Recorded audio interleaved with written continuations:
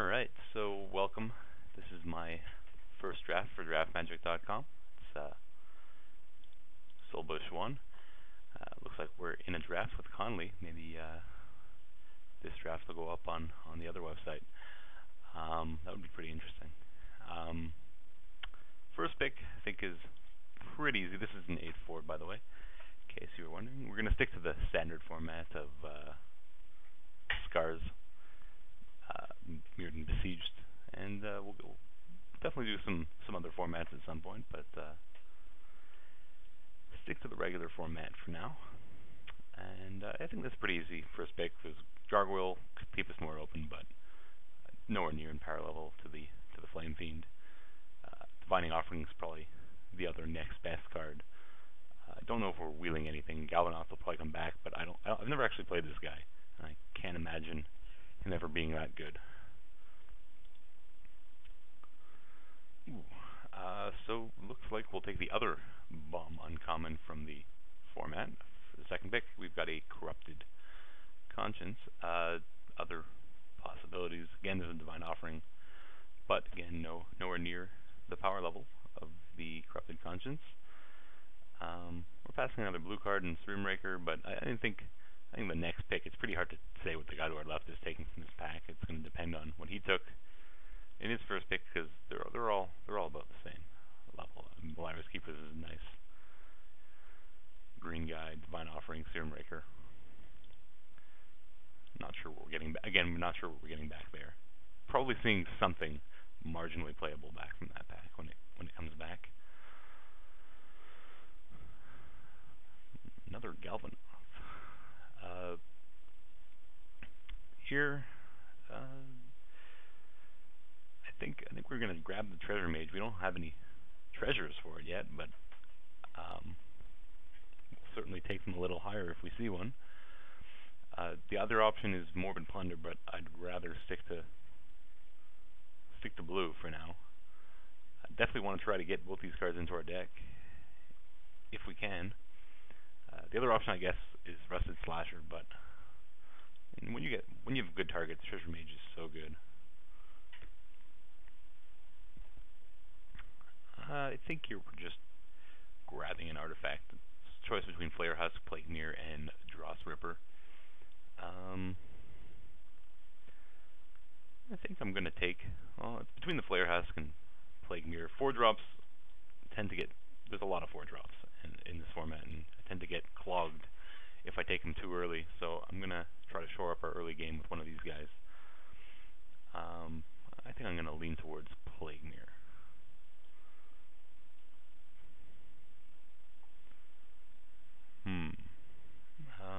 So here we've got, what do we have? Not much. We've got Copper Carapace. Doesn't look like we're looking to draft the most aggressive deck of all time, and in a more controlling deck, not being able to block is a big deal. I mean, it could be okay with enough flyers. We don't have any yet, though. War Driver is pretty good. Again, also an aggressive deck, and I don't want to make our color commitments too heavy at this point. I think I'm just going to grab the Oculus. It's unexciting for sure, but we're reasonably sure we're playing blue. I mean, Rager is probably better overall, but I kind of want to avoid dipping into another color unless it's for something really good. Yeah, we're going to stick to blue cards here, take the Raker. The Geyser's good too, but I feel like these have a better chance of coming later than a Serum Raker. And I don't think we're going to wheel the Serum Raker from that second buy, although it would be super nice if we did.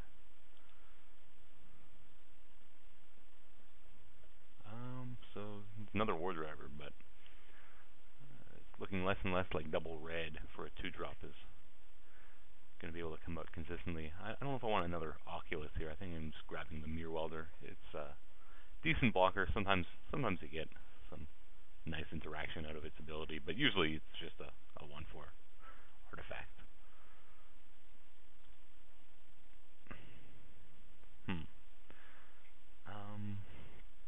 Mirrorworks.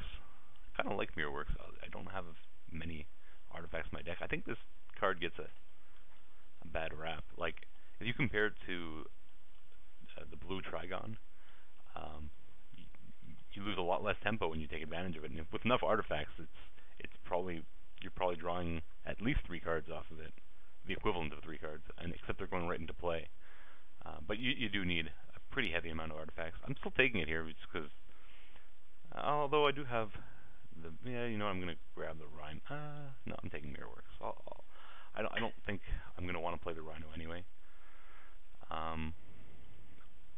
This is an outside chance that I find enough artifacts for Mirrorworks. I don't think I will. But it definitely has more upside than like a Rhino with not very many artifacts. Even with a Treasure Mage, I'd rather just cut the Treasure Mage, I think, than play a Rhino without enough artifacts. And if I get enough artifacts, well, I'd probably rather have the Mirrorworks. Okay, so here, well, the Quarters Paladin came back around. I'm not going to go into white, though. I think Gust Skimmer or Muirsire are just fine. I think I'll lean towards the Skimmer, since I am playing blue.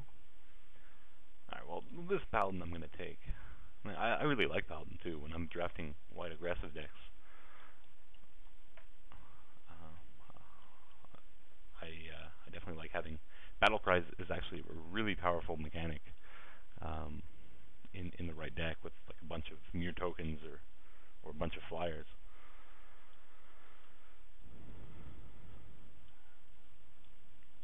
I mean, I guess it is conceivable that we end up switching into another color, so maybe we even play this Paladin if we end up in white. I'd rather not abandon Flame Fiend, but we didn't see much red. We did see the red, what's his name? the double red Battle Cry guy. So I saw a couple of them. Well, I think we're going to take a Galvanic Blast here. We definitely want to play red, and I like Perilous Mirror a lot, but prefer Galvanic Blast.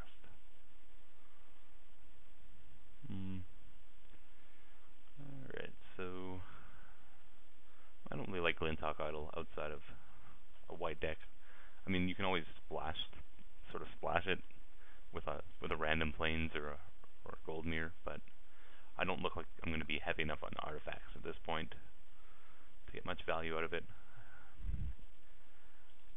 I think I just want to grab the Silver Mirror. I could take the Drake. There's a reasonable chance the Drake wheels. Pack's not super deep, though. I think I'm just taking the Silver Mirror. Definitely not an exciting second pick, though.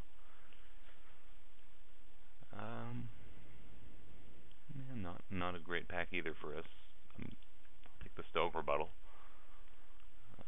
Doesn't look like Throwing Bird does anything for us as of right now. Oh.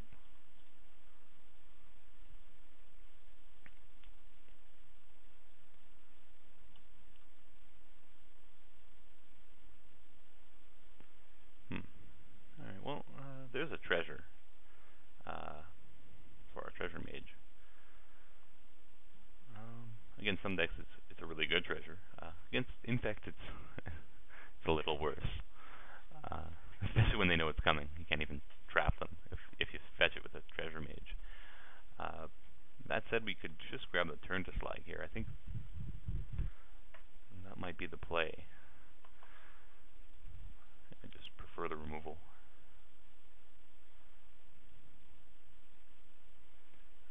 Another Mana Mirror. I think I'm at my quota for Mana Mirrors. I don't think I want more than 3. I mean, I suppose if there was nothing else in the pack, I'd take an Uncolor Mirror over a Plague Mirror. But only so many Mana Mirrors you need. Especially since I have a good number of 2-drops anyways. Well, this pack continues to be pretty mediocre. I don't know much chance Surtark has of doing anything. I'd want like something like 15, 16 artifacts minimum before I run him. doesn't look like that's very likely to happen. Take the disperse here.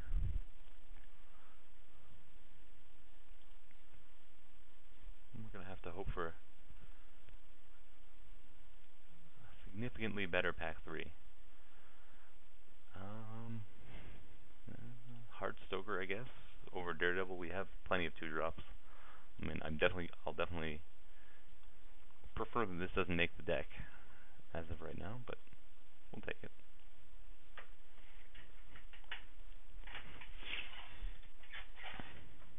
I think we can hide this Paladin. I think it's likely we're ending up in white. I think we're too committed to blue and red to really switch colors at this point. It's not like we're regretting that. It's not like we've been taking mediocre cards, but it's not like we've been seeing super awesome, amazing cards in other colors.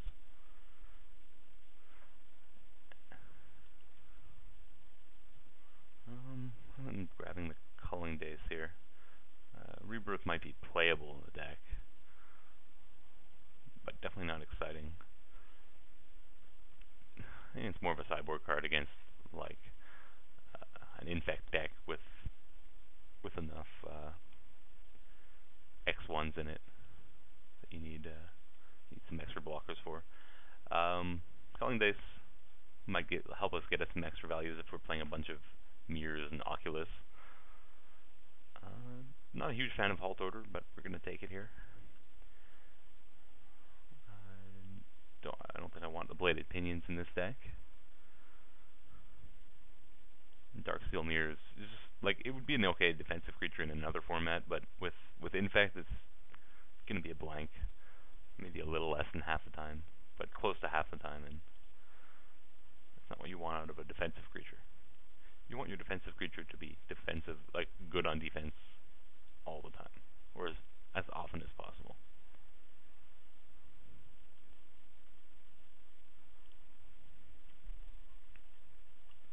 Especially because, like, in this format, like, there's basically, when you need a defensive creature, it's against an aggressive deck, and there's two types of aggressive decks. There's like the white, red, or metalcrafty aggressive decks, and there's Infect. So like half the aggressive decks, it's a blank against.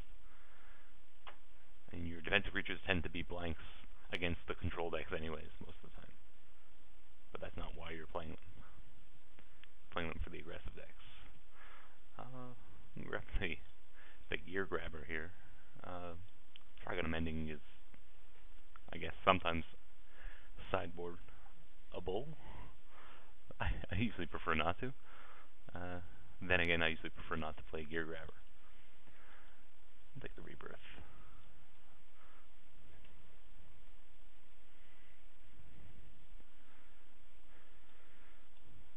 Alright, another. Well, actually, I don't have too many defensive guys yet. I just have a bunch of 2-drops. Most of which don't do much, but ramp me. The Gust Skimmer, that's kind of what you want out of a 2-drop. Trade with something early and evade their blockers for 2 later in the game. Maybe wear an equipment if I had one.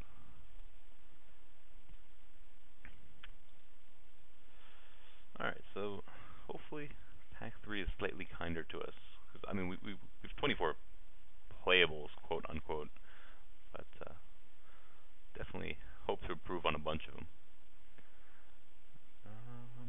Alright, so here we're looking at Trigon of Corruption, Shatter, or Rustic. I don't have too much synergy with the Trigon of Corruption. It's still a fine card in its own right, but usually, I mean, for it to be at its best, you need either to be playing black, so you can add more counters to it later, or even better is proliferate, so you can further shrink the guys and continue adding counters to it. That said, I think it's still going to be the pick. And Shatter is a reasonable option also, as well as Rustic, I guess. But yeah, I don't think it can go wrong with any of the 3 picks, but my personal preference here for this deck is a Trigon Dragon of Corruption, and hey, we're rewarded with a Contagion class. That's a nice little combination. Also, there's Perilous Mirror and another Shatter, but Heavy Arbalist. That definitely looks pretty good in our deck right now. Especially if we can pick up a Soliton at some point. Maybe wheel this one. But we've a lot of mana mirrors that are looking for a way to use their mana and well, use their bodies later in the game. And so Heavy Arbalist is a pretty good outlet for that. Another Razor Hippogriff. So now we're wishing we were white, I guess. We did have a bit of a hint that white might be open in the first pack when we saw those late 3/1s. Can I play Rusted Relic in this deck? 5, 6, 7, 8, 9, 10, 11. Oh, let me hide this. You don't want to see this counter. I don't think my Rusted Relic is going to be very consistent. It's going to take the tower. Again, it gives me a reason to maybe play a few extra mana mirrors. Something to ramp into. I'm going to start hiding cards I don't want to play. I'm going to take the tower here. Another good white card. We'll just grab the Full Shock Replica here.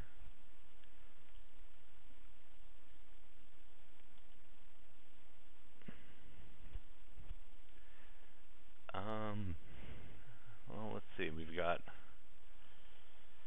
Mirror Reservoir or Clone Shell. We do have a few mirror in our pile. The Mirror Welder and these 3 mirror, but maybe with a Perilous Mirror I'd be, or 2 Perilous Mirror I'd be a bit more inclined to try to play this, or maybe like a Battle Sphere, but with just 3 regular mirror, it's way too much mana to sink into to just get a 1/1 do nothing. I'm going to take the Clone Shell. There's also the Saberclaw Golem. I'm not a huge fan of Saberclaw Golem though. Although, you know, I don't really have too many creatures to find with a Clone Shell. I have the Flame Fiend, and that's really about it. So I'll take the Saberclaw Golem. Furnace Celebration. Did I end up with anything for Furnace Celebration? Not much. The Culling Days. That's really the extent of it. So unfortunately, we can't take that. But I'll grab another Lumingra Drake. They have a decent chance of maybe bouncing something, depending on what the cuts we make here are.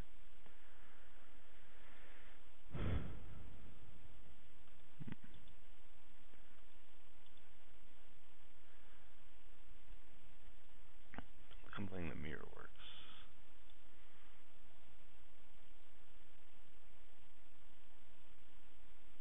Just counting again to see if I can play a Clone Shell. Chrome Steed.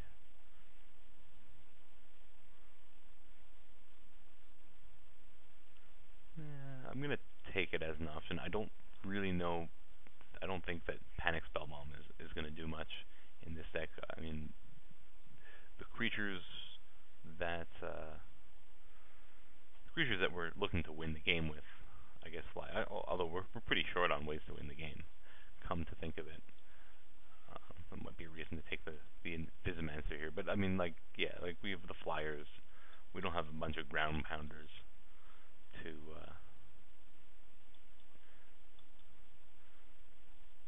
we're not going to get too much value out of the remove a blocker part of Panic Spellbomb. If we had the Trinket Mage to fetch it up, maybe I would take it, but I don't think it would make the deck. And Chrome Steed maybe will, depending on how we build. Turn side's reasonable for the sideboard. Riddlesmith might be okay. Don't know what's going to make the cut, but it could. I don't know how good a Ferrivore would be here.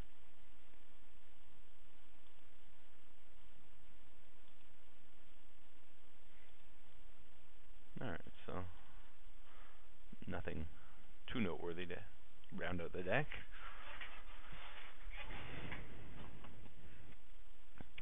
Alright, well, I mean, it's not the most exciting deck, but there's some good cards in it. most of which came very early, like Flame Fiend, Corrupted Conscience. This is the way this format goes often enough. And there's quite a few powerful cards, and it's pretty hard to abandon them, especially when you can just grab artifacts and stay open. We never really saw a reason to abandon red.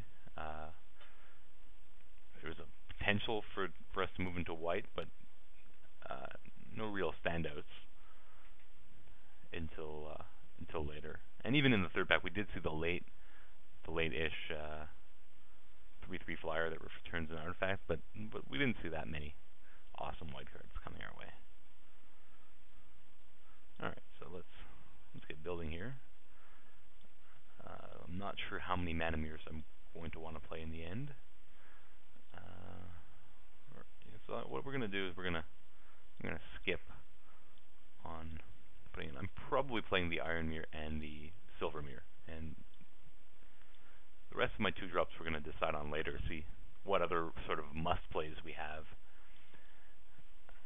We unfortunately never picked up Assaulton for Arbalest, but we do have Mirrodin Spy, which we could potentially play, which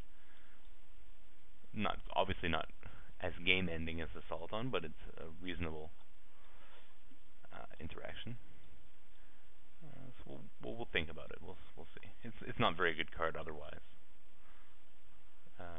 Treasure Mage did not end up getting us. We had a chance to pick up that Sentinel, but we went with the removal spell, which I think is still a fine pick. Little Shock Replica probably going to make it. Stoke Rebuttal. We're a little short on removal, so having a Stoke Rebuttal might be nice. Halt Order. So the Invisimancer, I'm not sure we're going to want to play. Heartstoker is an option. I doubt we're going to play the Heartstoker though. I don't have too many ways of actually winning the game, so I'm definitely going to play the maximum number of flyers I can. So I've got the 2 Gus Skimmers and these 3 guys. Chrome Seed, we're not sure about. These 2 I'm pretty sure we're going to play.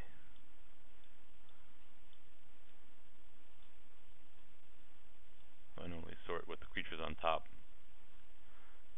spells on the bottom.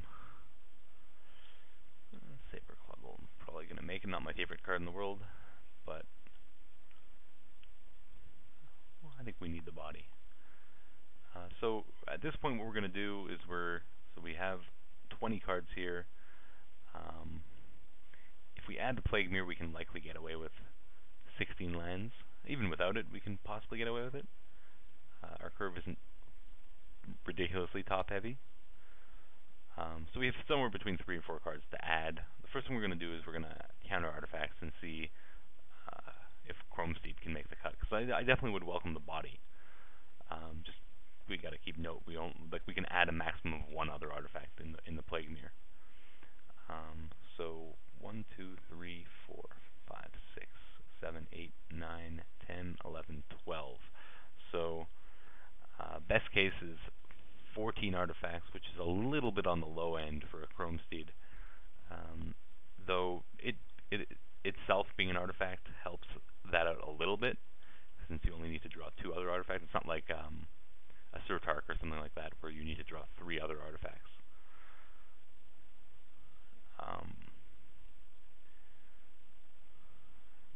The other options, let's see.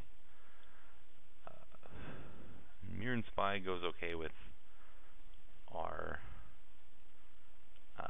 Arbalest, but otherwise is pretty mediocre. It does fly, I suppose.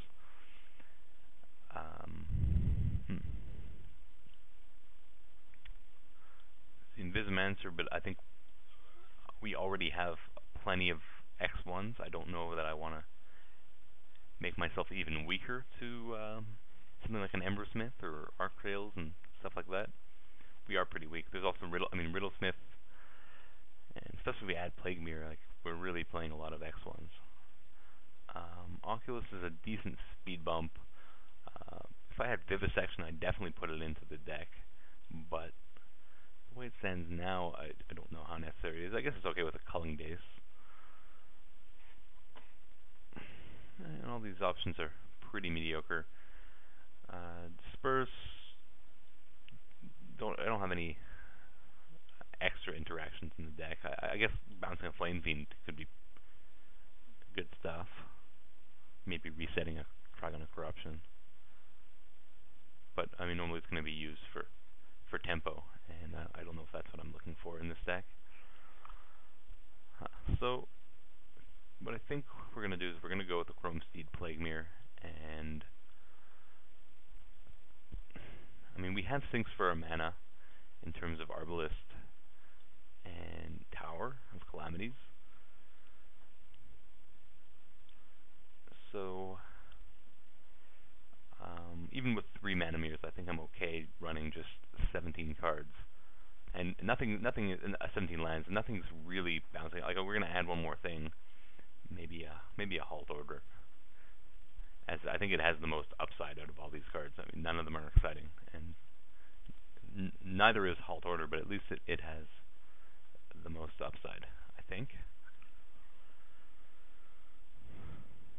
Like, Halt Order sometimes a legitimate 2-for-1 slam on the table, because you take care of their big artifact and get to draw a card. And sometimes it just sits in your hand, and sometimes you leave it open and they just play, a Corrupted Conscience or a Flame Fiend, and you missed your turn, and that's never good. I guess it's always nice to be able to keep up something like Rebuttal and Halt Order, but you're not always going to draw both. But yeah, I mean, I don't know if I want to add anything else to this deck over it. Definitely can see myself siding into Strider against some decks, and even Oculus. If they're particularly aggressive, we might side into like more 2-drops. But I think this looks okay.